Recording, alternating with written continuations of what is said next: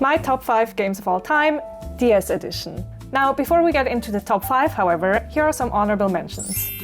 And as a little side note, I don't have the physical editions of all of those games because most of them I sold as a kid. I know in hindsight it was a stupid move, but I had to afford the next console generation somehow, so it is what it is. 5th place is Ni no Kuni. And yes, that Ni no Kuni game that also came out on the PlayStation 3. Now the DS version only came out in Japan, but I just recently saw that this one actually received an English fan translation, which is insane. Overall, it's a very cute JRPG and I just love the art in this one specifically.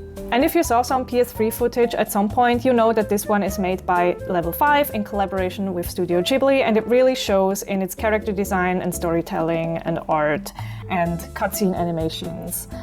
Yeah, I highly recommend it. Next up, I actually have this one physically. It's Tomodachi Life on the 3DS. And the more I think about it, the more I still think that the 3DS edition is still better than the Nintendo Switch version. I feel like the 3DS version still has more of that really obscure Tomodachi Life humor than the more toned down Switch version, which in my eyes makes this one the ultimate Tomodachi Life experience. I could rant on and on about the Switch version, but I will not do it for this video's sake. Maybe at some other point. All you need to know is that this one ranked number 4. Now this one is a little bit of a hot take, but Pokemon Y is one of my favorite games on the 3DS. I love this game, I beat it multiple times. I play Pokemon games rather casually, so for me this one was perfect to just shut my brain off and play. It's not super difficult, there's a lot of other things you can do instead of just fighting Pokemon. I loved it. Now I mentioned this one in my all-time favorite games list already, but I have to mention it again. This is such a charming action-adventure game that unfortunately suffers from its very uncomfortable control scheme.